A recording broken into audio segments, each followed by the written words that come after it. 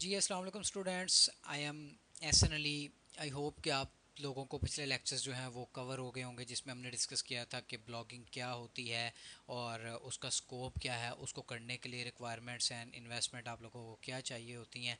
और आज की स्पेसिफिक वीडियो होने वाली है कि ब्लॉगिंग को करने का कंप्लीट एक रोड मैप या जिसे हम प्लान कह सकते हैं प्रैक्टिकली, वो हमें थोड़ा सा बता दें।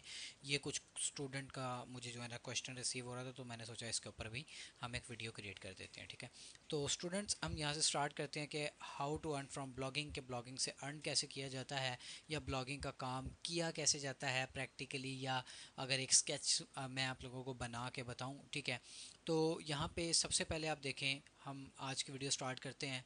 सबसे पहला काम तो मैंने आप लोगों को बताया था कि आपने डोमेन एंड होस्टिंग जो है वो बाय करनी है। ठीक है, इस डायग्राम को देख के आपने परेशान नहीं होना। ठीक है, ये समझ आने वाली चीज़ है और इंशाल्लाह ताला आप समझ जाएंगे। कोई इसमें इतनी बड़ी रॉकेट साइंस नहीं है। ठीक है, बहुत इजी है। तो हम स्टार्ट करते हैं कि मैंने आपको बताया था कि सबसे पहले आपने क्या लेना है, आपने डोमेन एंड होस्टिंग लेनी है। ठीक है, आपने डोमेन एंड होस्टिंग ले ली। उसके बाद आपने क्या करना है, उस डोमेन एंड होस्टिंग के ऊपर अपनी वेबसाइट बनानी है, या अपनी वेबसाइट सेटअप करनी है, या अपनी वेबसाइट डेवलप करना है, इसे आप बोल सकते हैं, या ब्लॉग वेबसाइट डेवलपमेंट कह सकते हैं, या ब्लॉग बनाना कह सकते हैं, ब्लॉग क्रिएट करना। ठीक है, ये आपकी अपनी मर्ज़ी है, इसे जो मर्ज़ी आप बोल सकते हैं। ठीक है स्टूडेंट्स, देन आपने क्या करना है, देखें यहाँ पे सबसे पहले तो अभी आप ना रेड लाइंस के ऊपर फोकस करेंगे। रेड लाइन में क्या है कि हमने डोमेन एंड होस्टिंग ली। ठीक है, उसको मींस के कनेक्ट करके हमने एक वेबसाइट बनाई। वेबसाइट बना के हमने क्या करना है, ये वाली रेड लाइन पे फोकस करें। आर्टिकल नंबर 1, यहाँ पे स्टेप भी लिखे हुए हैं मैंने। ठीक है, ये स्टेप 1 है हमारा, ये स्टेप 2 है और ये छोटे छोटे स्टेप 3 हैं। आगे अभी आगे समझाता हूँ आप लोगों को। ठीक है, ये रेड लाइन पर फोकस करना है फिलहाल। रेड लाइन पे देखें, ये किसके साथ कनेक्टेड है, आर्टिकल नंबर 1, यानी कि आपने अपनी वेबसाइट के ऊपर आर्टिकल्स लिखने हैं, ब्लॉग लिखने हैं, पोस्ट लिखनी है।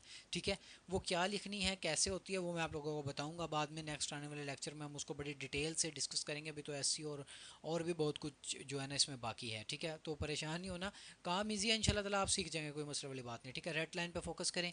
वेबसाइट किसके साथ कनेक्ट हो रही है, आर्टिकल नंबर 1। ठीक है, नेक्स्ट रेड लाइन पे फोकस करें, वो किसके साथ कनेक्टेड हो रही है, आर्टिकल नंबर 2।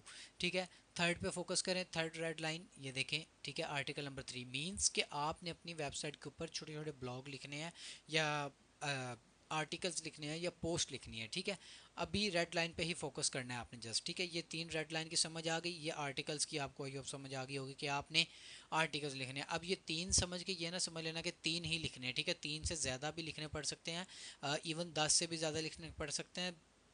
ठीक है, और 20 भी लिखने पड़ सकते हैं। ठीक है, इजी है, मैं समझाऊंगा इंशाल्लाह आपको समझ आ जाएगी। ठीक है, अब ये आर्टिकल नंबर 1 किसके साथ कनेक्टेड है गाइस, यहाँ पे ज़रा चेक करें, ये किसका आइकन है, गूगल का। ठीक है, ये आर्टिकल नंबर 1 किसके साथ कनेक्टेड है, रेड लाइन गूगल के साथ। ठीक है, नेक्स्ट रेड लाइन देखें, ये वाली किसके साथ कनेक्टेड है, गूगल के साथ। ठीक है, आर्टिकल नंबर 3 गूगल के साथ। मींस के आपने डोमेन एंड होस्टिंग ली, वेबसाइट बनाई, उसके ऊपर आर्टिकल्स लिखे। आर्टिकल्स लिखने के बाद आपने गूगल को बताया कि भाई मैंने आर्टिकल्स लिखे हैं अपनी वेबसाइट पे, अब आप उसे चेक कर सकते हो। ठीक है, या पढ़ सकते हो या देख सकते हो। अब गूगल क्या करेगा, यहाँ पे मैं आप लोगों को थोड़ा सा ओवरव्यू दे दूँ इस चीज़ का। बात आई होप आपको समझ आ गई होगी। 1 2 3 4 5 और ये सारा काम करके आप किसके पास लेके जाएंगे, आप लेके जाएंगे गूगल के पास। ठीक है, गूगल क्या करेगा, इन सारी चीज़ों को चेक करेगा। ठीक है, अब आप फोकस करें ये ब्लू लाइन पे। देखें, ये पहली ब्लू लाइन यहाँ से यहाँ पे आ रही है, मींस इसका मतलब ये है कि गूगल आपके आर्टिकल के ऊपर आ रहा है। ठीक है, आर्टिकल को देख रहा है, आर्टिकल को पढ़ रहा है। कौन पढ़ रहा है, गूगल पढ़ रहा है। ठीक है, खुद।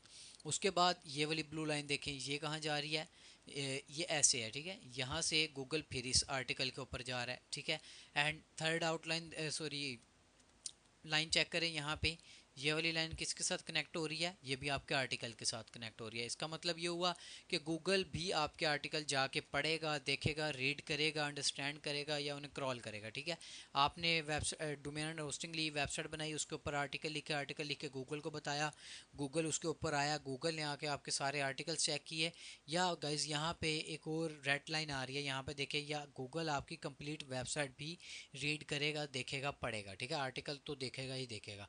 ठीक है, अब आप ज़रा यहाँ पे आए, ये कौन लोग हैं, ये हैं यूज़र्स, हम लोग, ठीक है, आप लोग या पूरी दुनिया, ठीक है, ये लोग क्या करते हैं, गूगल के ऊपर जाके आर्टिकल्स या अपना कीवर्ड वगैरह टाइप करके कुछ भी, अगर आपको इंक्वायरी हो, फॉर एग्जांपल अगर मैं जानना चाह रहा हूँ कि पाकिस्तान का कैपिटल क्या है, अगर आपने आर्टिकल 1 में लिखा हुआ है कि पाकिस्तान का कैपिटल क्या है, ठीक है, दारुल हुकूमत जिसे हम कहते हैं,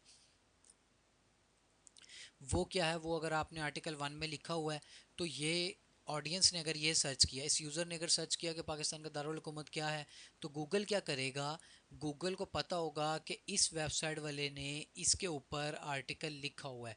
गूगल इस पर्सन को पहले अपने पास लेके जाएगा, अपने पास से उठा के आपके आर्टिकल के ऊपर रिडायरेक्ट करेगा, अपने आपके आर्टिकल के ऊपर उसे ड्रॉप करेगा या फेंकेगा, या उसके सामने आपका आर्टिकल शो करेगा, ठीक है।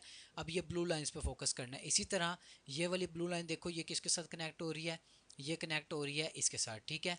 और मींस के गूगल आपकी वेबसाइट पे आएगा, आर्टिकल्स पे आएगा, अगर आपने उसके मुताबिक अच्छा कंटेंट लिखा हुआ या यूज़र के मुताबिक अच्छा कंटेंट आप लोगों ने लिखा हुआ, तो गूगल आपके आर्टिकल्स को यूज़र के सामने शो करने लग जाएगा, ठीक है। अब गाइस क्या होता है कि यही जो ब्लू लाइंस है ना, ये जो यूज़र हैं, ये जो ब्लैक आइकन आपको नज़र आ रहा है, बेसिकली यही हमारी अर्निंग का सोर्स होता है, ठीक है। यही जो है ना, ये पैसे में हमारे कन्वर्ट होता है, यही लोग हमें डॉलर बना के देते हैं, ठीक है। अब वो कैसे देते हैं, देखें, फॉर एग्जांपल एक दिन में 10 लोगों ने सर्च किया पाकिस्तान का दारुल हुकूमत क्या है, आपने वो आर्टिकल अपनी वेबसाइट के ऊपर लिख के गूगल को बताया हुआ कि पाकिस्तान का दारुल हुकूमत क्या है। गूगल देखेगा कि भाई इस बंदे ने आर्टिकल लिखा हुआ है, गूगल इस बंदे को रिडायरेक्ट करेगा आपके आर्टिकल्स के ऊपर, ठीक है। अब आपके आर्टिकल्स उसके सामने खोलेगा, ठीक है। अब जैसे ही खोलेगा यूज़र, इसके आपके आर्टिकल के ऊपर क्लिक करता है ना, तो इस क्लिक के आपको गैस पैसे मिलते हैं, डॉलर्स मिलते हैं। जैसे ही यूज़र आपके आर्टिकल को खोल के आपका आर्टिकल पढ़ने की कोशिश करेगा, देखने की कोशिश करेगा, तो ये गूगल आपको जो है ना पे करता है। और असल अगर मैं आपसे बात करूं, गूगल बीच में एक रास्ता कायम कर रहा है, ठीक है। गूगल क्या कर रहा है, आपकी अर्निंग और आपकी ऑडियंस, आपके यूज़र के बीच एक रास्ता कायम कर रहा है, पेमेंट सिस्टम बना रहा है। क्योंकि आपने कहीं ना कहीं से तो पेमेंट लेनी है ना गाइज, कोई आपको हाथ में तो आके नहीं पकड़ाएगा पैसे, ठीक है। तो गूगल क्या करता है, गूगल कहता है कि भाई ठीक है, मेरे पास यूज़र है, वो मुझसे ये सवाल पूछता है, आप उसके ऊपर आर्टिकल लिखो, अगर उस यूज़र ने आपके आर्टिकल को देखा तो मैं आपको पैसे दूंगा, ठीक है। तो गाइज ये होती है कंप्लीट ब्लॉगिंग, जिसमें आपको गूगल पे करता है, आपकी अर्निंग गूगल बना के देता है आपको। और ये गूगल जो है, उस पर हमने काम करना है, उसके अंदर गूगल एडसेंस का एक प्लेटफॉर्म है, अभी हम उसको भी डिस्कस करेंगे, ठीक है। अभी आपने मान के यही चलना है कि आपने वेबसाइट के ऊपर आर्टिकल्स लिखने हैं, उन आर्टिकल्स को लोग देखेंगे, लोग पढ़ेंगे, जैसे ही लोग पढ़ना स्टार्ट करेंगे, देन गूगल आपको उन आर्टिकल्स का पे करेगा। ठीक हो गया गाइस, ये स्पेसिफिक वीडियो इस काम के बारे में थी। आई होप आपको ये वीडियो समझ आ गई होगी, अगर समझ आ गई है तो मुझे नीचे कमेंट सेक्शन में कमेंट करके लाजमी बताइएगा। मिलते हैं इंशाल्लाह नेक्स्ट वीडियो में, तब तक के लिए अल्लाह हाफिज़।